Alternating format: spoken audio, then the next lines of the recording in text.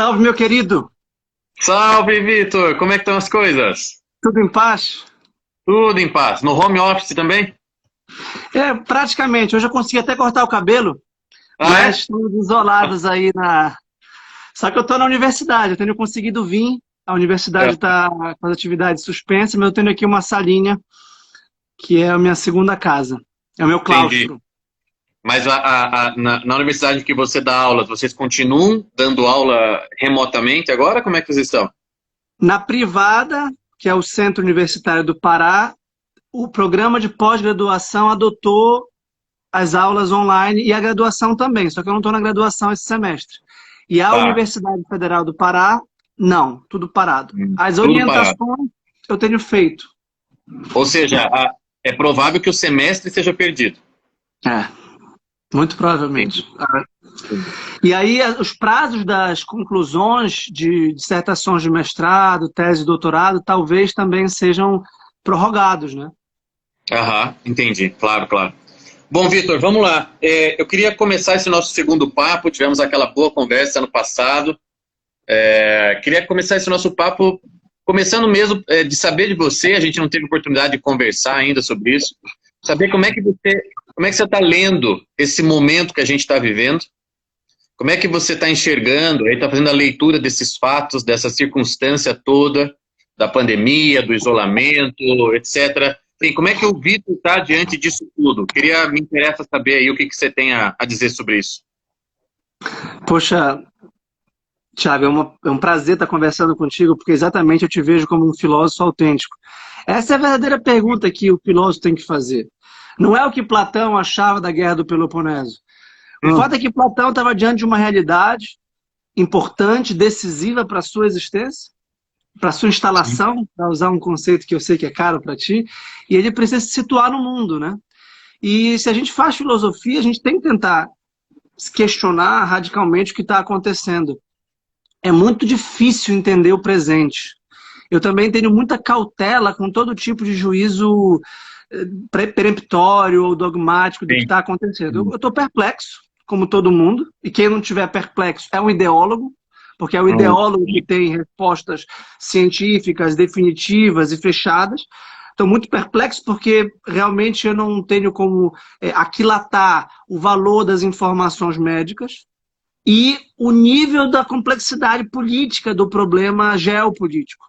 Então, não sim. sendo médico, não sendo cientista político, e mesmo se os fosse, eu percebo que é algo de muito complexo e algo cuja proximidade imediata da nossa realidade impede que nós tenhamos o distanciamento histórico, Perfeito. conceitual mínimo necessário para entender o que está se passando. Então, Uhum. a priori, eu não acharia que o isolamento absoluto, tem muitas preocupações com a fome, com a economia, e do ponto de vista psicológico, concordo contigo e aprendi de ti, num post recente teu, acho até que eu compartilhei, dessa fobia, né? Desse desespero que está se alastrando e cujas consequências psicológicas podem ser tão graves quanto ou piores do que a efetiva mortandade, o que por si só é uma tragédia, claro. Sim, Então, eu sim. estou enlutado, estou entristecido, estou preocupado. Tenho um sacerdote muito querido, muito amigo na Itália, né? O outro, Marcos Boeira, eu acho que tu conheces, que é um grande amigo Claro. meu, está na Itália. Enfim, tenho um outro grande amigo em Portugal, o Sandro. Então, claro que eu estou preocupado. E também com as minhas filhas pequenas, três filhos pequenos também. Minha mãe, que está na zona de risco, meu pai, minha avó, enfim, estou preocupado, né? Uhum. Claro, claro. Por outro Eu lado, acho assim, que, só para eu acho concluir o que meu parecer geral e te ouvir, por outro lado, eu sou um homem de fé, né? Deus me agraciou com esse dom, eu tento praticá-lo, tento exercê-lo e confio em Deus, né? Não tem, sim, nunca depositei claro. a minha esperança na saúde pública brasileira ou na OMS. A minha esperança não está aí. Uhum. A minha esperança, eu sei onde eu depositei. Então, eu espero que as pessoas sofram menos e se conscientizem nesse momento de que a vida é breve e que a gente tem que cuidar da nossa salvação. E não há nenhum Perfeito. momento mais melhor de dizer isso do que na Quinta-feira Santa. Perfeito, exatamente, exatamente. E tu, Thiago, A como é que palavra, tá? a Como você palavra tá? que me vem palavra que me vem à mente, Vitor, é a palavra phronesis, entende? É a prudência. Essa é a palavra que me vem à mente. Eu me lembro, tem uma cena muito interessante na vida do Julián Marías, em que um aluno pergunta para ele se ele era a favor da pena de morte. E aí, nós sabemos até que São Tomás de Aquino fez defesa teórica da pena de morte. Né? Mas, enfim, quando perguntam para Julián Marías, ele diz assim: eu não posso ser a favor da pena de morte por uma simples razão. Eu não sei para onde eu estarei enviando a pessoa. Olha que coisa genial. Quer dizer, eu nunca morri, certo? Eu não tenho certeza, aquela certeza inabalável do que é que acontece quando a gente morre. Claro, eu tenho fé, mas aquela certeza inabalável, né? Portanto, eu não sei se eu estou dando um prêmio pro cara. Eu não tenho essa certeza. Então, essa é uma resposta que revela uma phronesis, uma prudência diante da realidade. Eu tenho usado do meu espaço aqui, nas lives, os textos, para tentar chamar as pessoas de novo a isso, né? A prudência exatamente no sentido que você falou. Os únicos que parecem calmos, porque eles só parecem calmos, os únicos que parecem calmos são os ideólogos. São aqueles que, diante da realidade, têm resposta pronta. Quer dizer, não se permite atravessar pelas tensões da realidade. Ou seja, diante disso, eu tenho preferido ficar mais ao lado, assim, se for para escolher um intelectual, ao lado de Nassim Taleb. Do tipo, nós não sabemos o que está acontecendo de fato. Porque o fato é novo, e como todo fato novo, você não compreende com estatísticas velhas. Claro, o fato tem sua própria gênese, o fato tem seu próprio desenvolvimento, e como você bem falou, nós não chegamos a termo ainda do ciclo do vírus. Então nós não temos, falei isso ontem na minha live, nós não temos a história dessa situação ainda. E quando a gente não tem a história, começo, meio e fim, qualquer afirmação peremptória sobre o assunto é perigosa. Claro. Perigosa. Então, tal como você, eu tenho tentado ver algumas nesgas de compreensão no meio dessa nuvem toda, tentar tirar uma ou outra coisa para as nossas vidas, mas vivendo o tempo e esperando a realidade falar. Eu acho que é o melhor que a gente tem a fazer, deixar a realidade falar. Quer dizer, a realidade está dizendo algo, e como eu disse também em alguns momentos, até peço que você comente sobre isso também, Deus tem falado. Deus fala também, né? Ou seja, como o Olavo de Carvalho sempre diz isso, né? Homens falam com palavras, Deus fala com fatos e palavras. Então, há uma fala divina nessa pandemia, e eu estou tentando entender o que é que Deus está querendo dizer com tudo isso. Perfeito. Qual é o nome do primeiro filósofo que tu falaste? Como? Tu falaste do Julián Marías e depois de um filósofo, parece que começa com Olavo também. Nassim Taleb. Nassim Taleb. Esse eu não conheço. Com N. Nassim Taleb, com B mudo no final. Tá, esse eu não conheço. Ele faz filosofia da estatística, Vitor. O trabalho dele é fantástico. Nossa. Ele é o autor daquele livro Cisne Negro. E ele também ficou muito conhecido no Brasil. Ah, sim! Esse aí é o do antifrágil, né? Do antifrágil. Ah, tá, do antifrágil. Ele é o sujeito. Ele é o sujeito que. Hã? Tu consideras um filósofo? Eu considero ele um filósofo da estatística. O que ele tem feito nos livros dele é mais do que exploração matemática das coisas, entende? Ele tem feito mesmo uma reflexão bastante profunda sobre a realidade humana, sobre os estágios de desenvolvimento de qualquer grande fato, qualquer grande circunstância humana, através das estatísticas, através da matemática. É uma coisa bem interessante o que ele tem feito. E ele foi quem disse, no início de janeiro, que as pessoas não estavam atentando para o perigo do coronavírus. Que elas estavam fazendo projeções para o coronavírus com base em estatísticas de H1N1, por exemplo. E foi ele que me chamou atenção para isso. Um fato novo não pode ser compreendido com esquemas velhos. Claro. Você precisa que o fato novo se revele para você ter os próprios esquemas dele. Tu sabes que eu estou trabalhando com a mentoria acadêmica e intelectual comecei em fevereiro, e estou gostando muito. Depois a gente pode até fazer, aliás, estamos nos devendo uma live sobre os nossos métodos de autoconhecimento, de diálogo socrático e maiêutico com os nossos alunos. E eu não sei se tu chama de pacientes, a bioatria. Alunos, não, chamo de alunos mesmo. Alunos, eu chamo de mentorandos.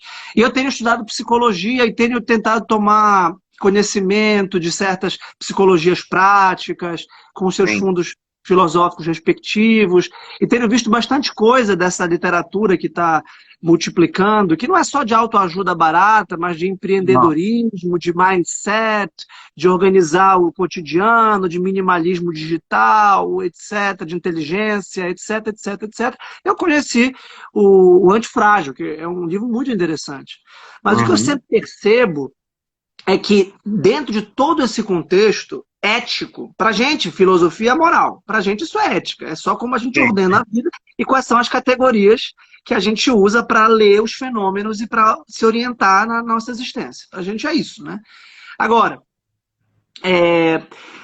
o que eu percebo é que há um fundo sempre individualista. Por exemplo, o caos se instaurou. E como é que eu vou ficar rico? A Sim, sim. sociedade está... o apocalipse. E como é que eu vou me salvar?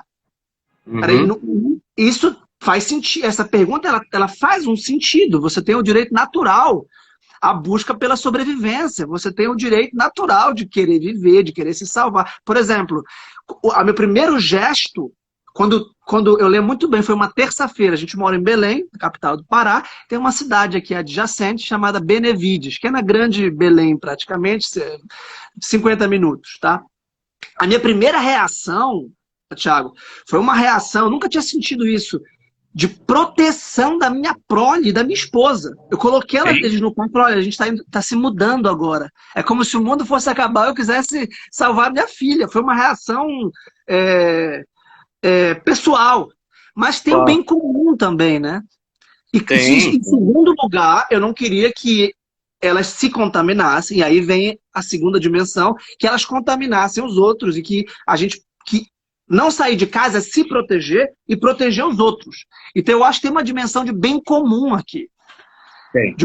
que é um ponto cego da filosofia política liberal. O liberal não entende o bem comum, ele entende de forma agregativa, como soma utilitária dos bens individuais. Sim, sim, sim, exatamente. Olha, eu tive a mesma atitude que você quando a quarentena foi anunciada e eu vi que o fato estava chegando e eu não tinha muitos dados para avaliá-lo. A minha primeira reação foi essa, igual a sua. Peguei meus 2 filhos e mandei para casa dos avós no interior do estado. Foi a primeira coisa que eu fiz. E aí aqui que eu pensei, bom, vou dar um tempo, vou esperar a coisa se arvorar diante de mim e depois eu tomo outras decisões. Mas primeiro vem essa instintiva mesmo de proteção. É óbvio, né, de proteger os vulneráveis, né, proteger meus filhos, a minha avó, que tem problema pulmonar e cardíaco, etc. e tal. Eu acho que agora, né, veja que tem 2 coisas interessantes. A primeira é essa, não adianta a gente negar esse movimento instintivo, natural, que existe dentro de nós de proteção dos nossos. Né? Seria uma hipocrisia da nossa parte dizer que não existe isso. Mas o movimento seguinte é você abrir um pouco a sua cabeça e olhar em volta. Esse é o movimento seguinte. De você pensar, então, agora, não só nos seus, afetivamente falando, mas você pensar na sociedade da qual você faz parte, no bem que você quer para as pessoas. E é isso que tem me motivado nos últimos dias a pensar na legitimidade ou não desse isolamento horizontal.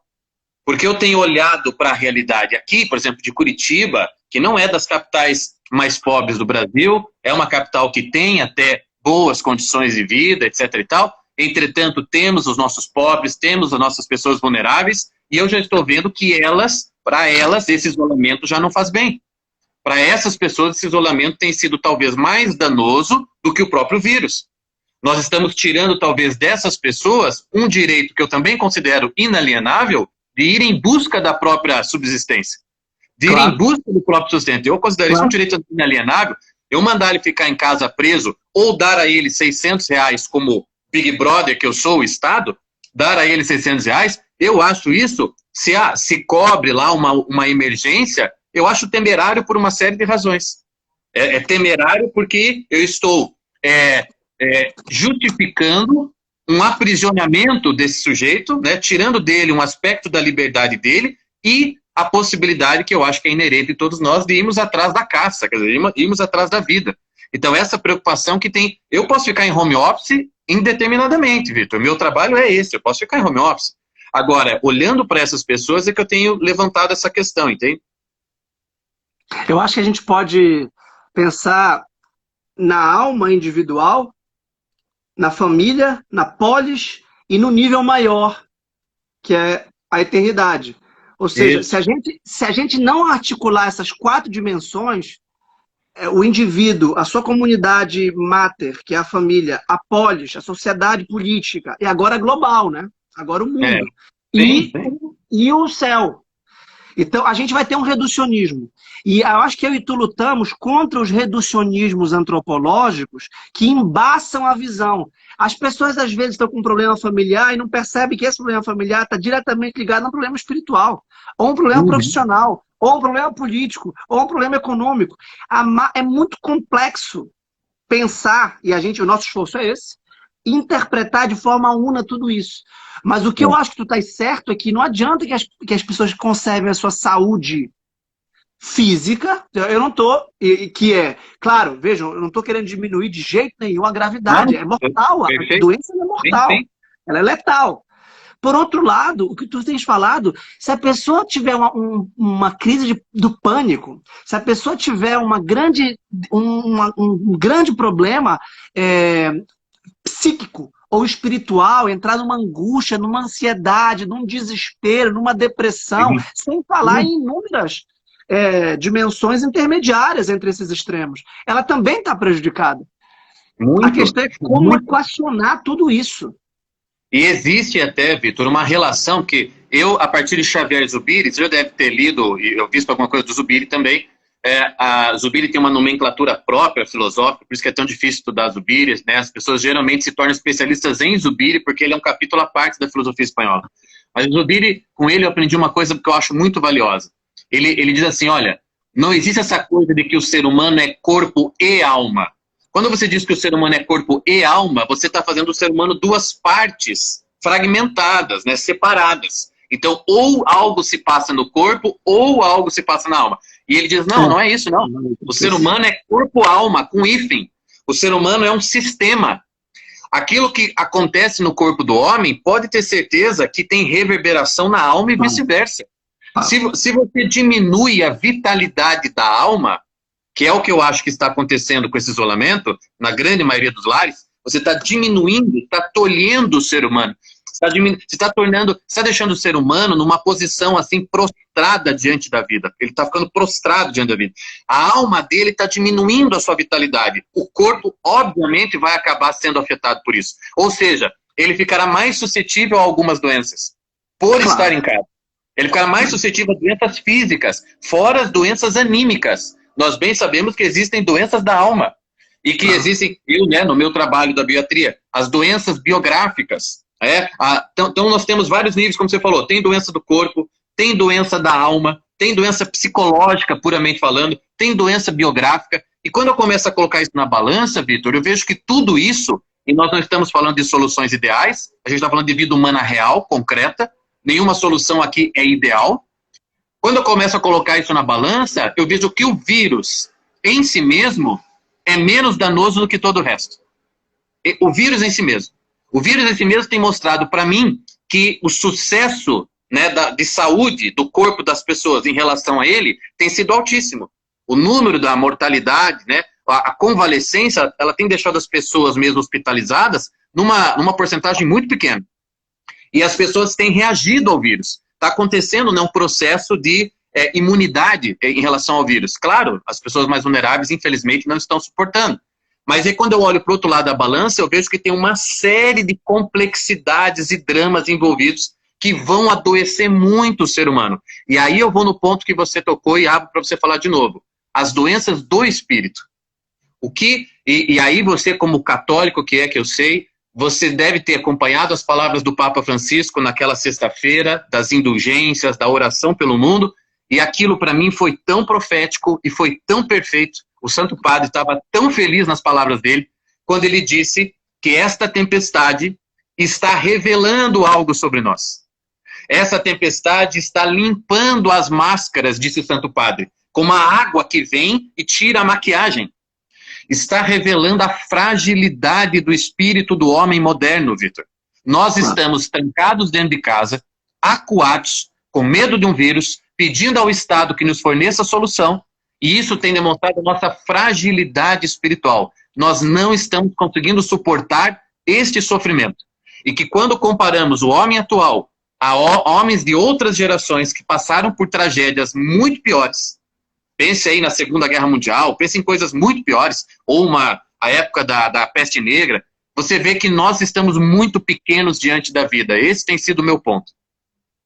Opa, que maravilha, Thiago.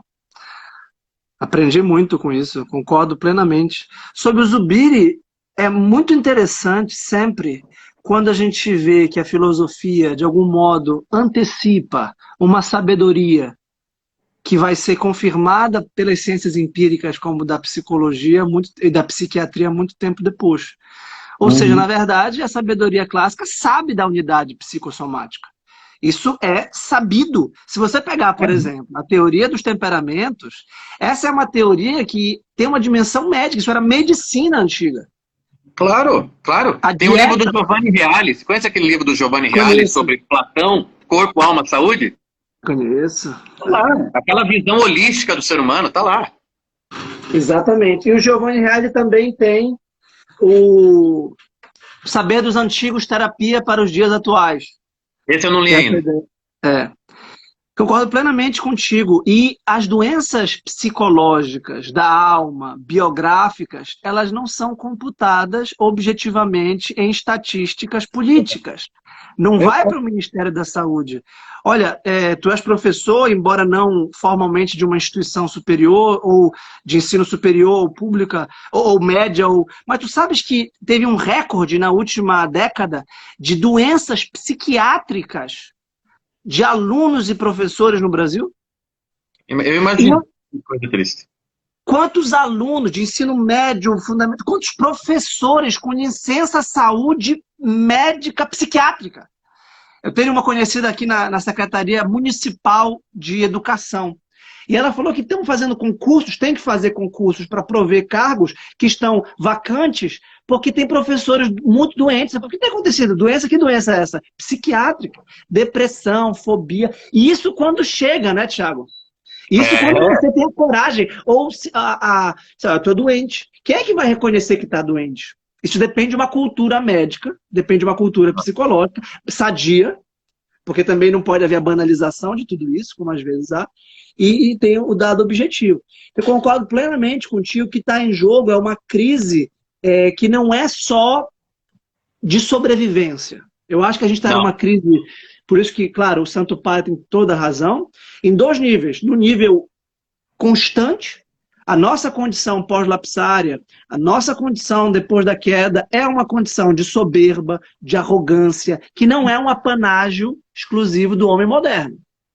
Por outro lado, o homem moderno parece ter construído toda a civilização nos moldes prometeicos, nos moldes da capacidade que a ciência tem de, roubando o fogo de Zeus, construir um Olimpo perfeito.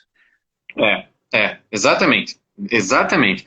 E aí eu estava te ouvindo falar e estava pensando aqui, né, no link que a gente poderia fazer com a nossa proposta de diálogo hoje, no seguinte sentido: passando por essa situação, tendo que enfrentar essa tempestade, para usar de novo o termo usado pelo Santo Padre, em que sentido a arte, especificamente a literatura, nos ajuda a suportar esse momento, nos ajuda a não temer tanto, né? Como disse o Santo Padre, repetiu 3 ou 4 vezes: por que sois tão medrosos? Por que sois tão medrosos? Quer dizer, era né, com perdão da expressão, um tapa de luva assim, do Santo Padre em nós, né, um chacoalhão em cada um de nós, do tipo, onde está o teu coração? Porque aí está o teu tesouro, né? Tá por trás das palavras está isso. Então vocês estão temendo tanto o quê? O que vocês têm medo? De ficar doente? Mas isso é uma condição humana, né? De morrer, condição humana também. Então o que é esse ciúme da vida que vocês estão? Que ciúme é esse? E vocês consideram ou não que o barco está protegido? Vocês consideram? Né, o Santo Padre diz uma frase linda no final: porque descobrimos que com ele não há naufrágio. Não há naufrágio. Vocês já sabem disso. Não há naufrágio. Entende? Vocês não vão perecer. Essa é uma promessa já dada. Lê desde Noé. Vocês não vão perecer. Agora, para não perecermos, temos que fazer a nossa parte. Então, o Santo Padre diz que Deus já nos garantiu, né? Nos lembrou que Deus nos garantiu que não vamos perecer. Porém, a nossa parte, aí me parece o nosso papel tão importante nesse momento, é de fomentar isso nas pessoas, de sugerir isso, títulos para as pessoas, em que sentido e que tipo de arte, que tipo de literatura ajuda a gente a sustentar esse momento, Vitor. É maravilha de reflexão. Concordo. Bem, são duas questões aqui, juntas, intrinsecamente três.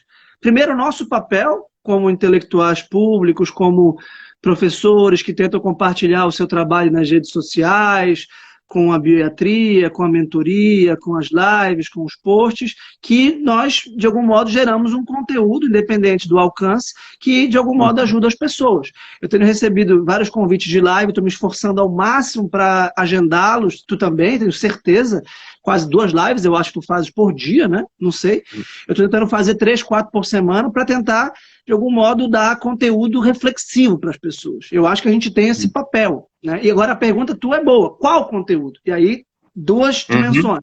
Eu acho que o religioso e o cultural, que estão intrinsecamente ligados, porque eu sou da opinião, com base em tantos gênios como o Eliot, como o Auerbach, como o Girard, como o Frey, que a grande cultura é a cultura religiosa. Claro. E a gente tem um secularismo as pessoas confundem, eu acho, os nossos trabalhos. Por exemplo, tu estás fazendo um trabalho de autoconhecimento psicológico por Santa Teresa. Para mim isso é óbvio. Eu sou um leitor de Santa Teresa, sou um leitor de Santo Agostinho, para mim eu nem acho absolutamente... Ah, não, mas o professor Tiago de filosofia está falando de uma santa que é doutora da igreja. Oh! Como se a cultura religiosa não fosse apta ou digna, né? Como a do Girard, que é cultura científica e religiosa ao mesmo tempo. Então, eu acho que a gente tem que dar esse conteúdo, que é um conteúdo, já que é filosófico, não é dogmático ou doutrinário no sentido absolutista, mas que é mais condizente com a realidade, que revela muito mais a realidade. E aí, o aspecto básico dessa dupla dimensão religiosa e cultural é enfrentar a morte. Porque é isso que tu acabaste de dizer, é isso que tu acabaste de lembrar do Santo Padre, a nossa fragilidade, a gente não tem morada eterna aqui, a gente pode vir a morrer.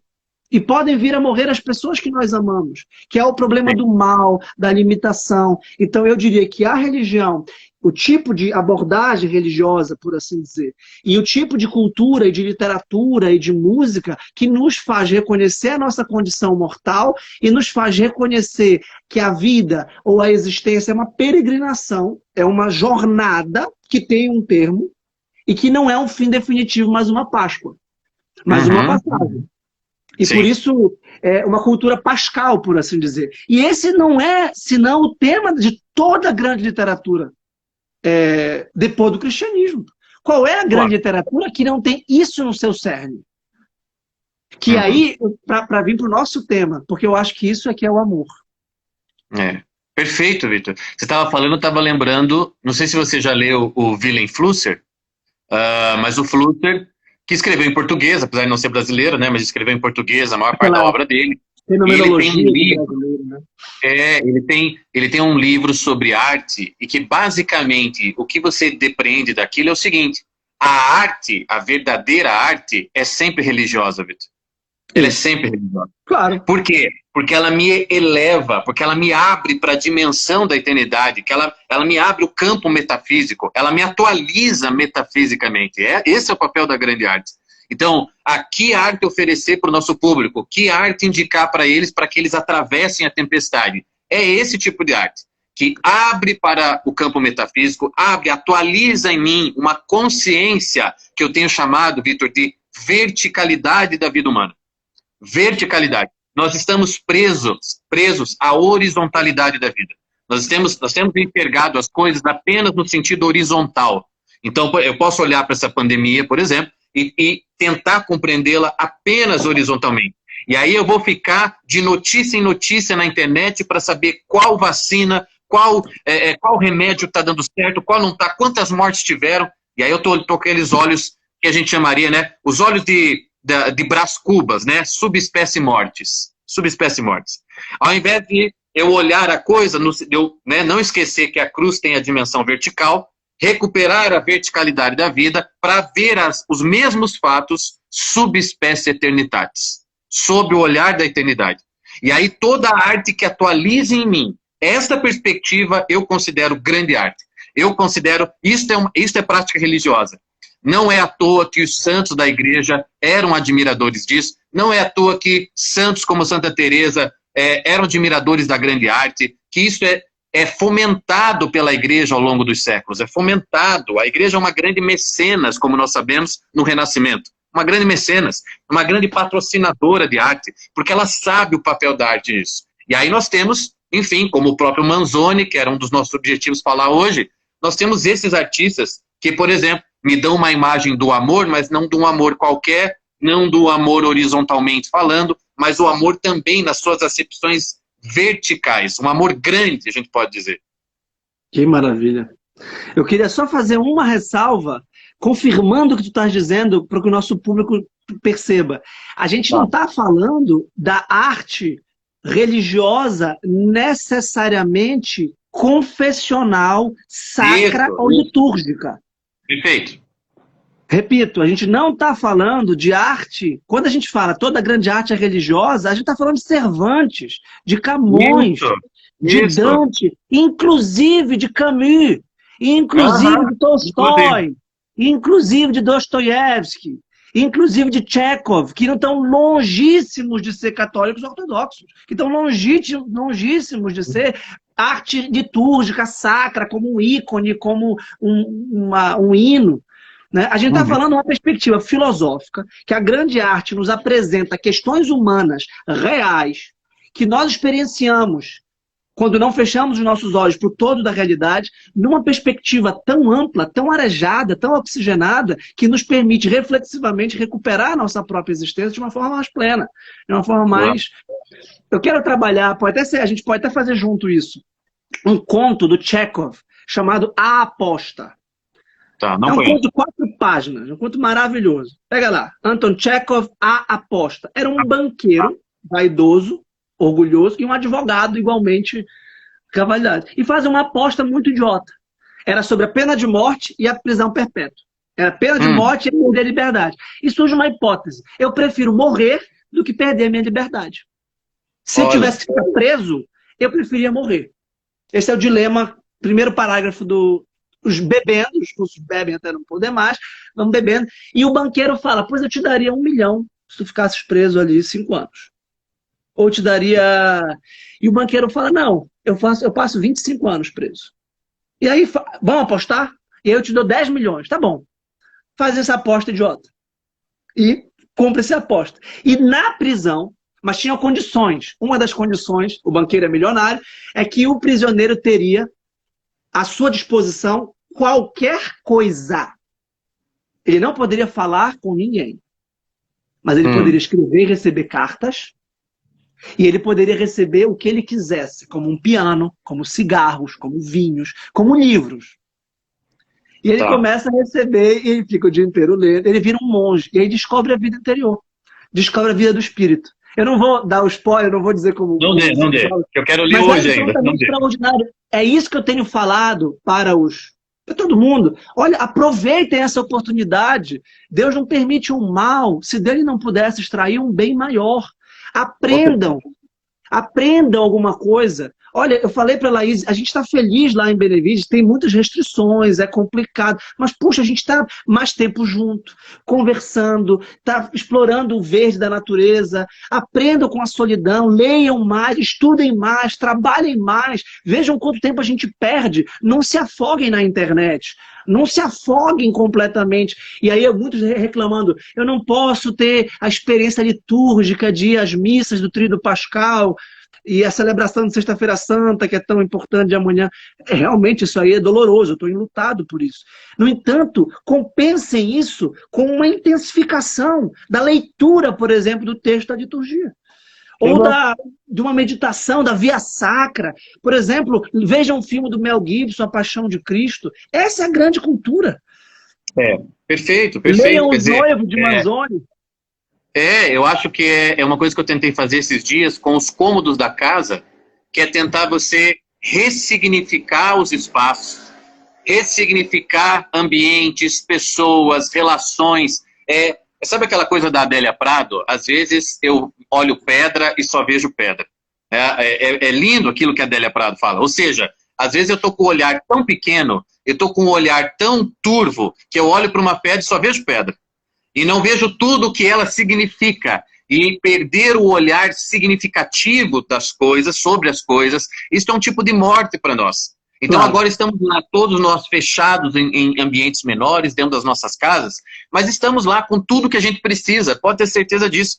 E tem ali um monte de oportunidades para você ressignificar, para você enxergar aquilo, e aí vem o papel da arte de novo, que no dia a dia você não está enxergando, você não está vendo. Porque qual que é a diferença do Manzoni para nós? O Manzoni, ele viu a realidade do amor, mesmo ela escondida, mesmo ela obliterada por tantas outras coisas, que eu e você no dia a dia podemos não ver, porque estamos mesmo muito petrificados pela realidade, petrificados pelo cotidiano pequeno, vamos dizer assim, mas o Manzoni, como grande artista, ele viu o amor. Ele viu o significado de uma relação possivelmente próxima dele e que daí ensejou toda aquela grande obra, toda aquela história de amor maravilhosa, que não é a mesma coisa de um Romeu e Julieta, não é a mesma coisa de um Amor de Perdição do Camilo Castelo Branco, é uma outra acepção do amor que ele só viu porque ele estava vivo para aquilo. Eu acho que esse é um tempo, Vitor, e já que estamos falando de Páscoa, é um tempo de renascer, entende? Renascer. Há coisas dentro de nós que estavam mortas, Vitor, até essa pandemia. E agora nós temos uma oportunidade de vê-las renascerem. Renascer a minha relação com aquela pessoa. Renascer a propriedade que eu tenho da minha casa. A forma como eu me relaciono com a minha casa. Se eu gosto de ficar nela. Se eu tenho ansiedade de querer sair dela. Isso tudo é muito interessante, é muito significativo. Então nós estamos passando um tipo de momento, que até escrevi hoje, o meu post de hoje era sobre isso, sobre os heróis dos tempos atuais, de você ser forjado um novo homem, uma nova mulher, em razão dessa realidade, em razão da limitação. E aí eu lembro Lavelle, o limite é uma graça, porque ele me obriga a ser alguma coisa. Isso é maravilhoso, o limite é uma graça, Vitor. O fato de eu estar limitado me obriga a ser.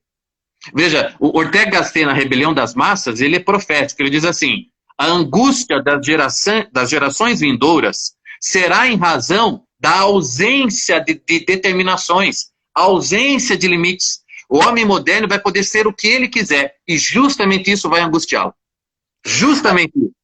Essa aí é uma definição de uma das doenças do espírito, segundo Constantinoica. A ausência de determinação. Isso aí, o amorfo, isso aí é a morte, aliás. É a morte, é a morte. Eu concordo plenamente. É a falta de forma, né, Vitor? Você não tem forma. O limite, ele tem essa graça de me obrigar a ter uma forma. Então, assim, ó, o corpo, né? Eu fiz uma live um tempo atrás sobre o corpo. O corpo é uma graça, porque o corpo me limita. O corpo dá uma forma para a minha individualidade. Olha que maravilha. O Tiago vai até aqui, até a ponta dos dedos dele. Isso é uma graça. Nós não somos indefinidos. Isso pressupõe a concepção que eu disse ainda há pouco, antropológica, da vida como uma peregrinação. O modelo axial, isso o Nietzsche tinha plena consciência de que esse era o problema com o qual ele queria romper para instaurar uma nova cosmologia, a do eterno retorno. A nossa concepção clássica e cristã, de origem platônica, é de que nós estamos numa caverna e precisamos nos libertar dela. Que nós estamos lutando e pelejando contra o obscurecimento constante da vida que se dissipa, que se dispersa, que se aprisiona. E nós temos que nos libertar a cada dia. E esse olhar pascal, renovado, ressuscitado, que tu acabaste de mencionar, é a admiração filosófica na sua dimensão sapiencial. É o Talma. Olha, agora eu tenho, de fato, o meu campo de locomoção restringido. Isto é, eu não posso ficar viajando, indo para a praia, indo para a praça, indo para... Tudo isso. Mas agora eu vou ver as coisas que antes se apresentavam como prosaicas, agora de uma forma poética, de uma forma intensa, de uma forma sublimada, pela minha conversão interior. E aí, o papel da religião e da literatura nesse âmbito que nós estamos tratando é insubstituível. Se você lê A Morte de Ivan Illich, do Tolstói, se você lê a própria Peste do Camus, que a gente estava falando, se você lê Os Noivos do Manzoni, você começa a perceber que esses autores, eles não estavam brincando, eles estavam tentando refletir na literatura sobre a grande questão do que nós estamos fazendo com a liberdade, por menor que seja, que nos foi dada nesta existência. E como, de algum modo, os nossos atos aqui, eles são transcendentes. Eles saem da nossa pessoa para a sociedade e eles repercutem numa sociedade maior, num cosmos maior. Perfeito. E aí as tuas palavras ecoam Viktor Frankl, né? Quer dizer, nós somos livres, independente da circunstância que fisicamente nos limite, olha, ó, fisicamente nos limite, nós continuamos livres. Aqui que eu vou fazer 2 lives sobre a Viktor Frankl na próxima semana. A tua fala de agora, para mim, foi extremamente logoterápica, ou seja, nós somos livres. Há um tipo de liberdade dentro do homem que só é perdida se ele dispuser dessa liberdade, se ele não quiser mais ser livre. Eu posso estar trancado dentro de casa, passando dificuldade, eu e minha família, mas há algo dentro de mim que ainda fumega, que ainda queima, que ainda me faz estar ali. E aí, a gente estava falando de Páscoa, eu me lembrei das palavras de um padre que eu conheci, em que ele disse uma vez, numa homilia, algo que eu nunca esqueci. Ele disse assim: eu não me espanto tanto com a capacidade de Cristo de ressuscitar os mortos, quanto me espanto com a capacidade dele de ressuscitar os vivos. Olha só, ou seja, cada Páscoa e cada dia dessa vida, porque nada na vida é prosaico, né? Prosaico é o nosso olhar. Prosaico é o nosso olhar. A vida é poética. O Chesterton que me fez perceber isso. Não existe esse negócio de toda segunda-feira. É você que está lançando um olhar prosaico sobre a vida. A vida é poética, não tem segunda-feira igual a segunda-feira. Entende? É um esquema humano que artificializa um pouco a experiência. A segunda-feira é um dia único no mundo. Aquela segunda-feira última que você viveu, ela era única no mundo. E você, ao titulá-la daquela maneira, né, você tenta tornar prosaico uma coisa que não tem nada de prosaico. É milagrosa em si mesma. É irrepetível. Então, assim, nós temos uma oportunidade, seja com literatura, seja com cinema, grande arte, as relações com as pessoas, nós temos uma grande oportunidade de tornar vivo dentro de nós algo que estava necessitando atenção nossa. E aí a gente consegue falar, olha os desígnios de Deus aí. Olha a divina providência atuando. Ou seja, nos limitando fisicamente para fazer com que a gente expanda espiritualmente. São os desígnios divinos. Se eu não tiver um olhar assim sobre o que está acontecendo, Vitor, eu fico ressentido, eu fico melancólico, eu desisto de uma série de coisas. Entende? Eu sou vencido por essa coisa toda. Mas a minha fé, a minha religião, é uma fé de alegria, né? É uma fé, como diz, como bem percebeu Dante Alighieri, é uma divina comédia. Não é uma tragédia. É uma divina comédia. Ou seja, o final já está garantido, que é bom. O final já está garantido. Deus prevalece, o bem sempre vence. Nós já sabemos disso. Então, assim, uma coisa que eu também aprendi com Rolê Marias, mesmo como filósofo, mesmo como aquele que tem que ter uma visão responsável sobre a vida, né? Rolê Marias dizia isso. O filósofo é aquele que tem uma visão responsável sobre a vida. Mesmo como filósofo, mesmo percebendo toda a gravidade do mundo, dizia Rolê Marias, eu não posso perder a esperança. Se eu perder a esperança, o que resta, entende? Quem eu sou se eu perder a esperança? O que sobra do homem quando ele perde a esperança? Essa confiança no bem. Para mim, esperança é isso, é a confiança no bem. Então, é claro que eu e você podemos ficar aqui citando títulos de livros para as pessoas lerem, isso tudo pode ajudar, a grande arte vai ajudar, mas tem uma coisa que ela precisa fazer por ela mesma. Ela precisa manter viva a esperança. Eu acho que esse é o ponto. Primeiro que a gente acabou de sintetizar o enredo dos Noivos do Manzoni no que ele tem de oposto ao desespero do homem revoltado da Perte de Camus. Então, sem querer, querendo, a gente sintetizou o que me parece ser o argumento central da grande obra-prima do Manzoni, que trata da peste. A esperança em tempos de desespero.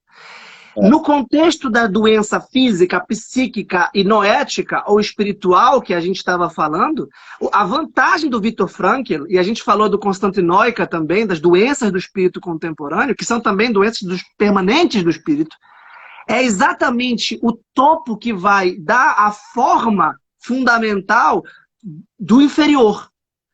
Ou seja, quando a gente alcança a esperança transcendente, a gente reconhece que os santos estavam sempre alegres. É muito fácil a gente idealizar e romantizar as biografias dos santos. Mas olha, quando a gente se comove com Santo Agostinho ou Santa Teresa, a gente então eles tinham uma vida tranquila, alegre, light. Não, eles tinham uma vida absolutamente agitada, marcada pela dor. Vê a vida de São José Maria Escrivá, marcada pela dor, pela incompreensão, pelo ressentimento, pelo ódio, pela rivalidade, pela morte, pela guerra e a peste, tá? Tanto no Manzoni quanto no Camus, certamente tem um significado metonímico, tem um significado simbólico para o mal. Ou seja, tem uma novidade para te dizer. Tu vais sofrer na tua vida. A vida é dor, a vida é sofrimento. Mas essa não é a questão. Isso é a condição da existência. A questão é a tua resposta interior, a força interior com a qual tu reages a tudo isso. Que é esse olhar da admiração que fornece um sentido transcendente para isso, que é o amor que infunde esperança. É exatamente isso. E que bonito, Vitor, a gente lembrar das cenas finais dos Noivos e ver que os dois protagonistas que se amam, para quem não leu o livro, e que eles são impedidos de ficar juntos, são perseguidos ao longo de toda a história, e eles se reencontram num campo de doentes. Exatamente. Não sei se você lembra. O final da história, ou seja, o amor que se encontra e que se torna de novo possível num campo de doentes. Ou seja, diante da condição humana, aquele amor que resiste, sobrevive e infunde vida, nos dois amantes. Aquilo é muito bonito e muito simbólico. Muito. E quem é que os intermedia? Ou intermedia? Quem é que os liga? O Frei Cristóforo. O Frei. Perdoar, tudo, sempre, sempre, sempre. Este é o homem feliz. Este é o homem pleno cuidando dos leprosos lá. E todo mundo salteando, roubando, matando, sendo morto. Aquela cena infernal, porque aquilo é o inferno dantesco, o leprosário, né? Dos Lazarenos. E ali um homem, ele ia morrer também. Ora, que você vai morrer, eu sei. Quando Sócrates é condenado no tribunal ateniense de que ele iria morrer, ele fala, bem, mas vocês também estão condenados à morte. A única diferença, se vocês têm 20 anos a mais do que eu, a questão não é se tu tens 20 anos a mais do que eu, 30 anos a mais do que eu, é o que tu fazes com o agora que tu tens.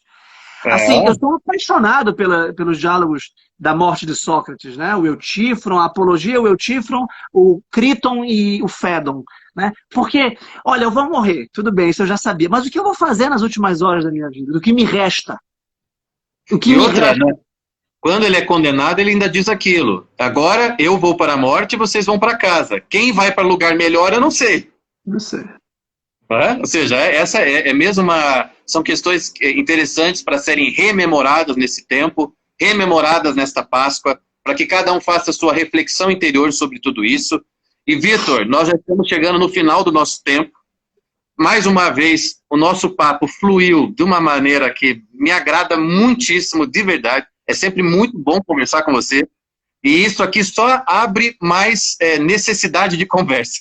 A gente precisa marcar mais vezes essas nossas conversas, porque eu saio engrandecido quando converso com você e acho que o público também, entende? Nós não somos aqui nenhum tipo de pessoas especiais, nem nada disso, mas eu acho que a nossa sinceridade, vamos dizer assim, a nossa sinceridade de estar aqui falando das coisas e rasgando as nossas vidas em prol de algo, eu acho que isso faz bem para nós, para quem nos ouve. Então, muito obrigado mais uma vez por essa oportunidade, por ter suscitado de novo uma necessidade de conversa, e fica aqui o convite para as próximas.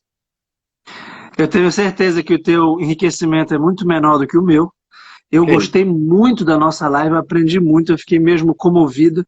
E eu fico até, acho que eu mencionei isso na primeira live, até comovido porque é um irmão de alma, parece que a gente já se conhece, parece, no fundo a gente talvez leia os mesmos livros ou tenha as mesmas referências, mas não é isso que importa.